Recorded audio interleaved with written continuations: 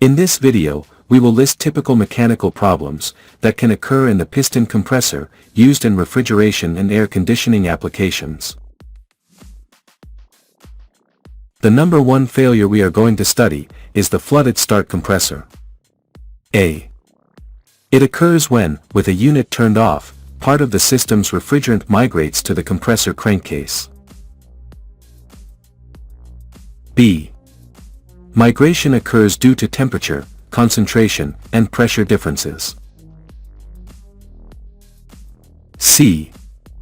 The liquid refrigerant mixes with the oil, displacing it from the points that should be lubricated.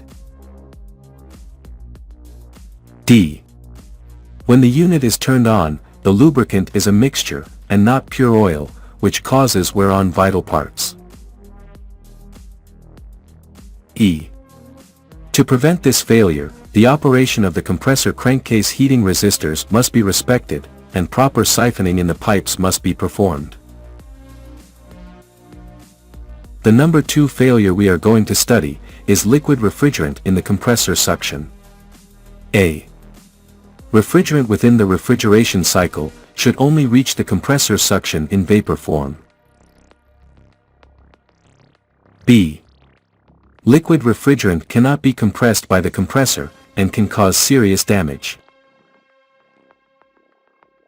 C. The causes can be inadequate control strategies or problem S with the expansion valve. D. Proper operation of the expansion valve is vital to eliminate this problem. E. Excessive compressor cooling capacity compared to what is required. F. If the piston compressor uses unloaders, problems with their control strategy. The number three failure we are going to study is low suction pressure. A. It is caused by a lower amount of refrigerant within the circuit due to leaks. B. This failure can also be caused by improper charging process, or lower airflow through the evaporator, or higher cooling capacity of the unit than required. C. It can also be caused by inadequate control strategy or problems with the expansion valve or temperature sensors. D. In water chillers, this problem can be caused by a low water flow through the evaporator. E. We can say that the cause of low suction pressure is practically the same as a possible arrival of liquid refrigerant to the compressor. The number four failure we are going to study is high compressor discharge temperature. A. A possible cause is a higher than normal compression ratio, meaning a very low evaporator pressure or a very high condensation pressure. B. It can be generated by a higher thermal load compared to the equipment's capacity, resulting in high superheating at the evaporator outlet. C. Using a refrigerant gas that, although compatible with the system, is not suitable for an application, for example, low temperature.